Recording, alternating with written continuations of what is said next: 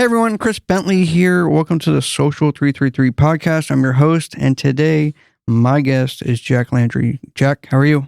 Chris, doing awesome. Excited to be here in Dallas. So thanks so much for having me in. Awesome. Thanks for coming out. Tell everybody a little bit about yourself and kind of your background. Yeah, for sure.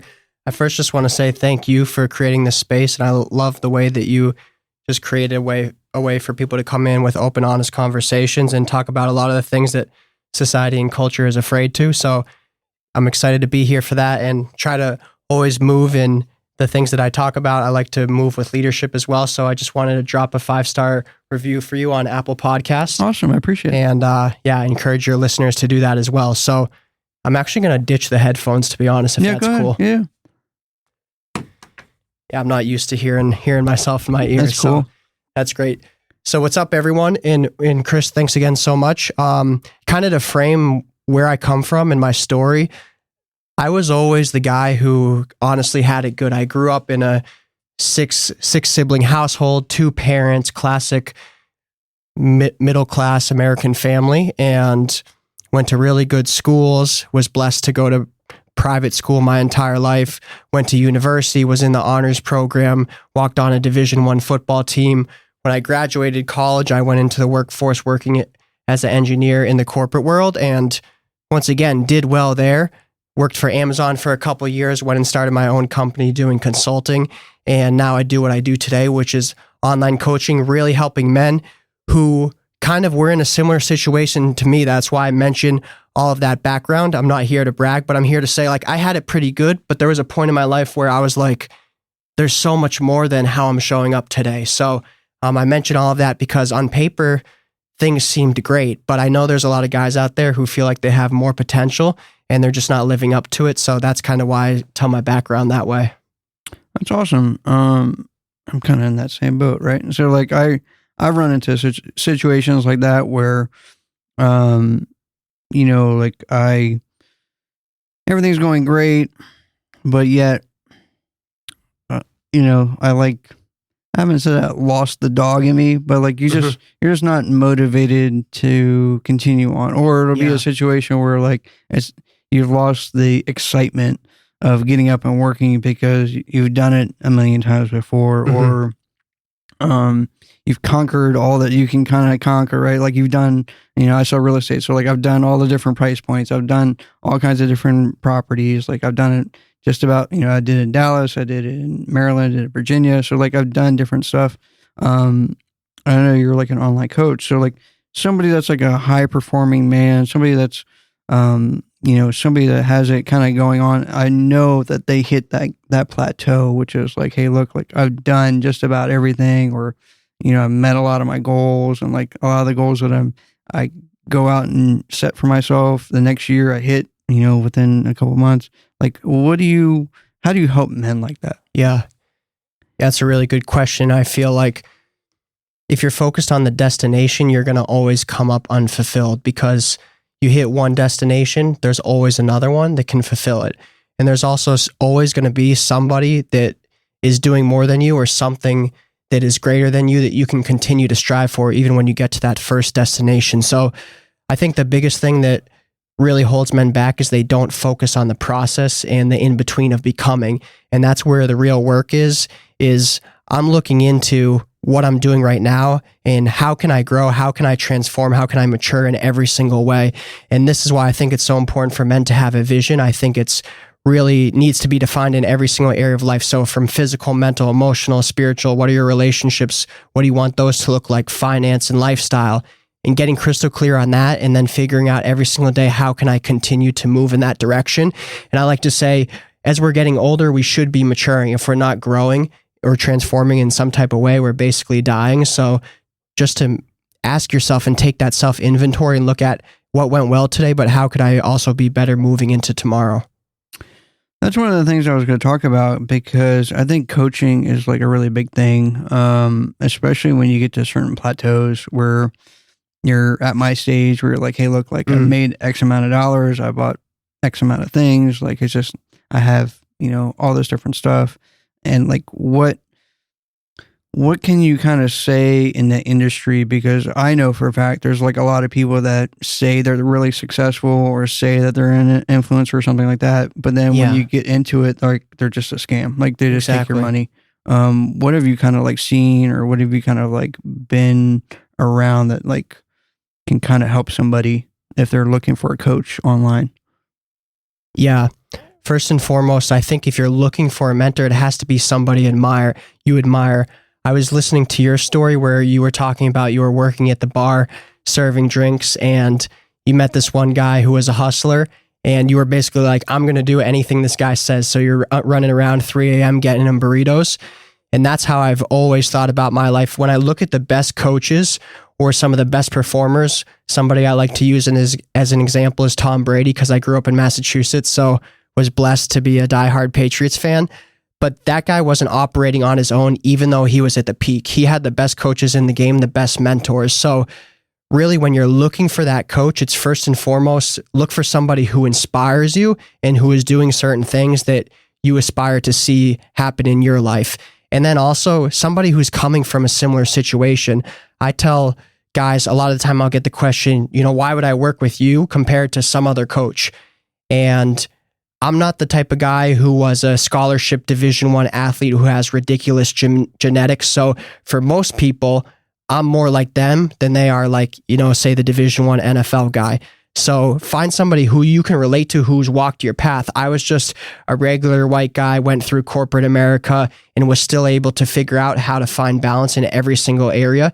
And that's going to be a lot more relatable than the ex-NFL guy for most people. So find somebody who's walked a similar path as you.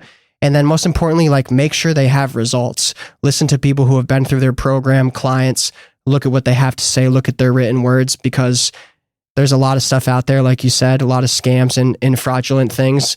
Things look shiny on the outside, but you really got to look at results. Ultimately dictates everything. What's the guy's resume? Yeah, it's really good because I look at that stuff. I also look at their story too, just like you're kind of talking about. I look to see like where they came from and kind of stuff. Like we were talking about Steve Harvey a couple minutes ago, but like just some of the stuff that other people have overcome, and then maybe kind of put yourself in your situation into their situation a little bit. I think that really helped me. I know you're like really big on like morning routines, right? So like even for myself, I'm normal, right? I get lazy, right? So my morning routine has kind of changed to like an evening routine, right? Like I'll work until 1 o'clock in the morning, and then I'll get up and I'll be super groggy. Maybe I'll miss the gym because I got an email, like it's just overflowing with stuff I got to do. Like, what do you recommend for somebody for like a morning routine for somebody that's like, maybe high net worth, millions of dollars coming in? Like, what can you recommend for somebody? Because I know I'm not the only one. Like, I know that, like I work until like I can't work anymore and go to sleep and then wake up and then I work again, right? Like it's just like a robot. Like talk a little bit about that morning routine that you have. Yeah, I think the morning routine also can get super hyped up, and you see these guys. I'm not sure if you've seen Ashton Hall putting his face in a ice bowl every single morning, and a lot of the time you look at what people are doing for a morning routine, it's actually like, this is kind of stupid. Like I should just get to work and let's make it happen. The real thing that I find value in with a morning routine is I'm just making sure I show up every single day with some form of consistency and discipline. Because for any top performer, like you said earlier, success from a monetary perspective, that's only one avenue of success. So if you want to be successful in every area, finding out a way to prime yourself to start the day is key. I like to say you're priming your body, your mind, and your spirit. The body is the foundation.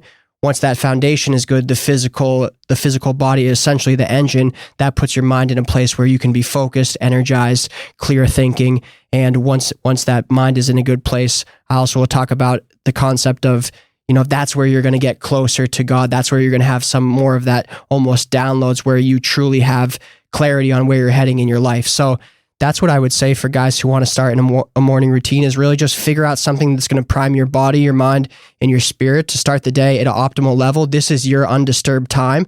If you jump out of bed and you're just on the phone or at the desk, you're immediately bombarded with everybody else's responsibilities. So taking care of yourself is just going to make you able to take on the day a lot better. And I'll talk about it at the end of the show, but actually want to offer people listening just a way to even go through that morning routine process with me. And I kind of want to help them come up with something that fits best for their schedule. So yeah, we can definitely talk about that. Yeah, that'd be cool. Real cool.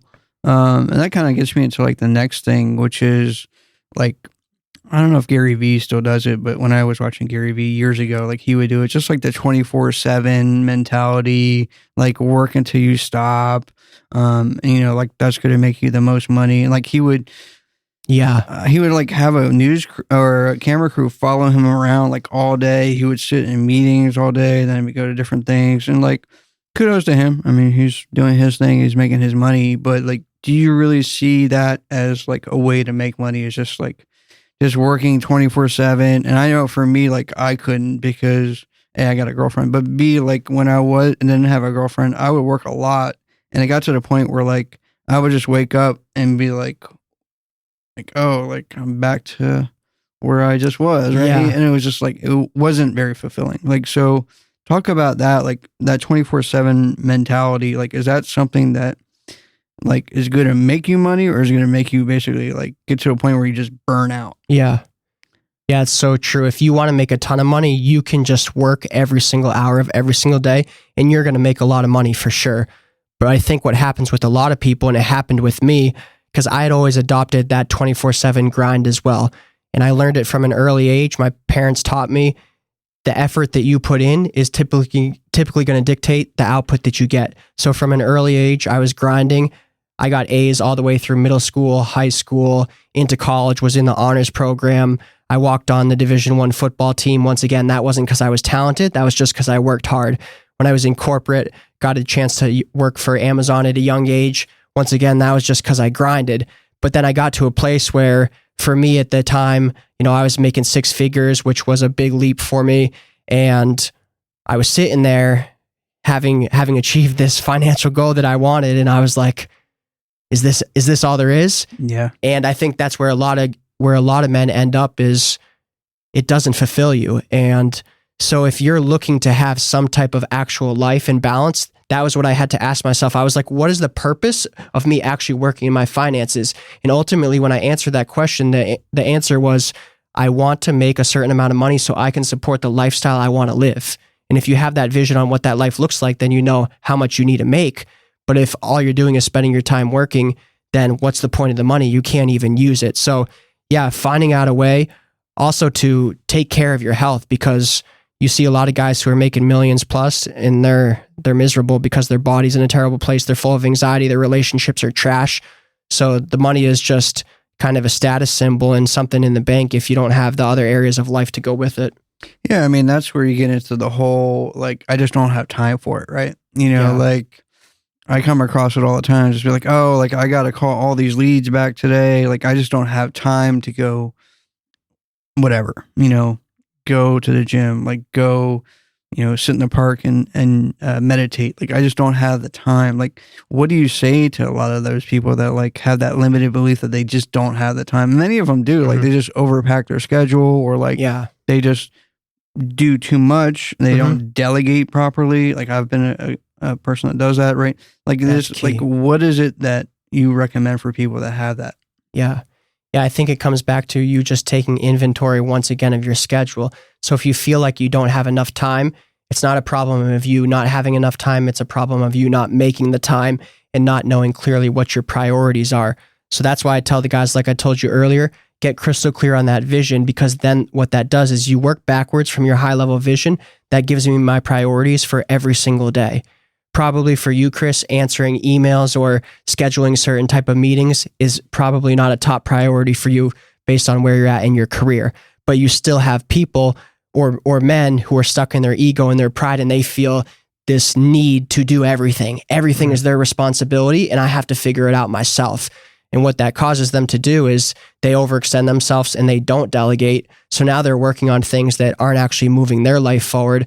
So taking that inventory of self, figuring out what your priorities are, and then your calendar should basically be your play-by-play of what you're doing every single day. My calendar looks like from the time I get up, my morning routine is scheduled. I have every single meal on there, every single meeting, my time in the gym, my time winding down in the evening when I'm going to bed. So that's a tool. Some people think structure is restrictive, but really structure creates more freedom for you to spend time on the things that are important. Yeah, you talked a little bit about ego, and in real estate, like as sales in general, like you have a lot of ego, right? And just depending on who you run into, especially like top performers and stuff like that. Myself, like I went through a little bit of an ego death. I don't know if you're into spirituality or not, but you know what I'm talking about. And like I saw things from like a way different point of view. And after I came back from it, like I was just like, well, like I just don't care about stuff that I used to care about before. Like I don't care if I'm on a magazine cover. I don't care if like I get 200 million people looking at me or I get one person looking at me on social media. Like I just don't care anymore. Like the feeling of ego has left to a certain extent. We're dudes and everybody wants to feel special, right? But like talk about like ego in terms of like high performing men and like holding them back. I know, like especially when you get into more higher range, right? Like you get people that go from like 100,000 to 1 million and 1 million plus. I mean, you get into a lot of that stuff, and then their ego kind of takes over. Yeah. Talk a little bit about that and like how it holds people back. Yeah. Yeah, it's super restrictive for men because we do have this strong sense of ego and pride, and we want to feel good about the way that we're representing ourselves, and we also want to make sure the people in our lives, the public, sees us in a positive light. So where it holds men back is they don't want to actually reach out and get help from other people because they've gotten to that point where this is my life, I'm in control, it's my responsibility. And for me to get to where I want to be, all I have to do is work harder or acquire more knowledge and skills. But ultimately, what we see is all the best players in any level of the game. I talked about Tom Brady earlier, athletics. When you look at some of the best entrepreneurs, they all have mentors in their life, and that's only going to help them level up in every single area if they let those people in. And yeah, it's really just a pride thing where you have to say and honestly look at yourself and be like, okay, I'm doing well. That's okay to acknowledge that. But in reality, there's other resources and other people who are going to 10x my speed to get to wherever I want. And I'm willing to humble myself and accept that advice and support so that I can get there. Just as any type of man would probably want to support somebody who's coming up, right? You always see guys who are winning.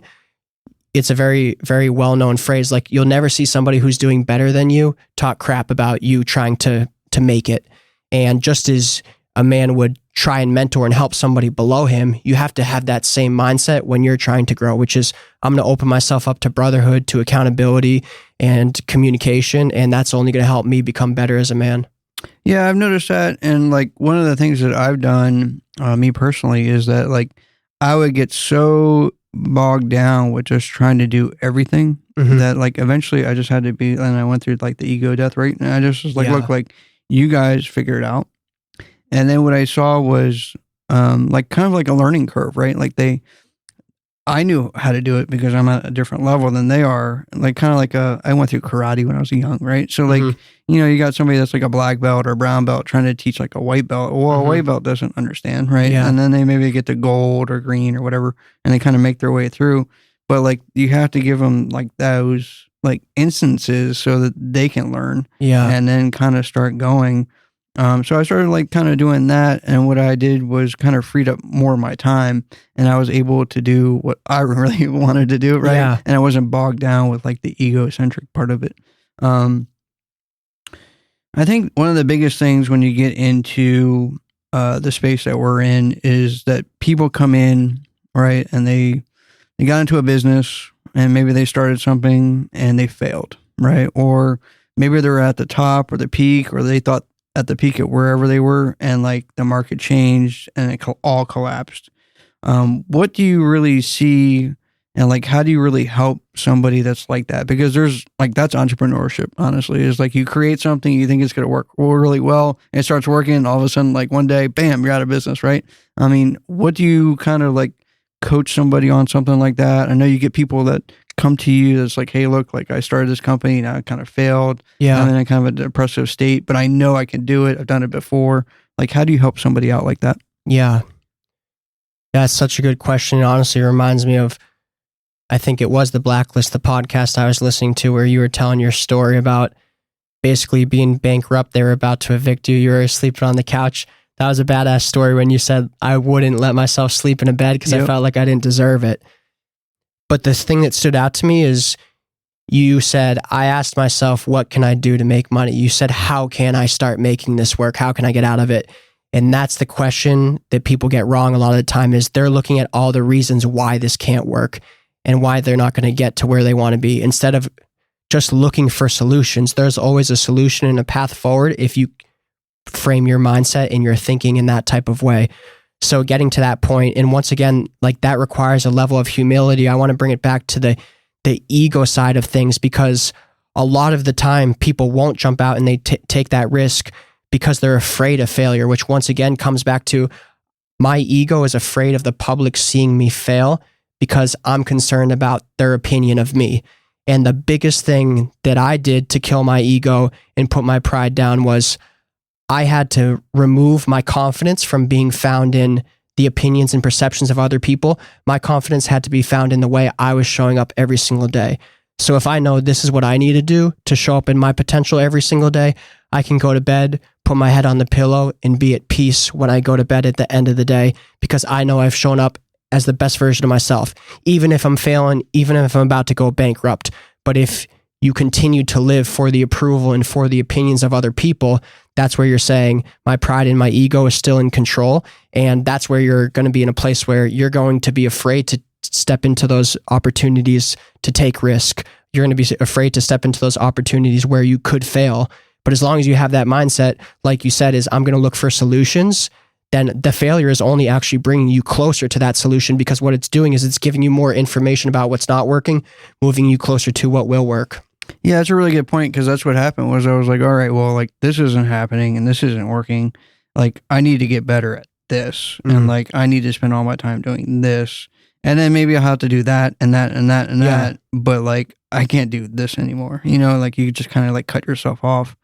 Somebody that comes to you, right? Like they're I know you don't work with everybody, right? So like somebody that comes to you, like what do you really see? Like what's a good fit with you? Like what is it that, you know, if somebody is going to change, like how can you kind of tell?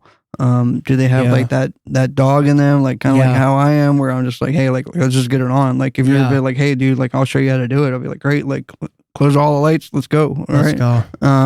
But like what is it that like you kind of feel out for people that want to come on as a student of yours or a client?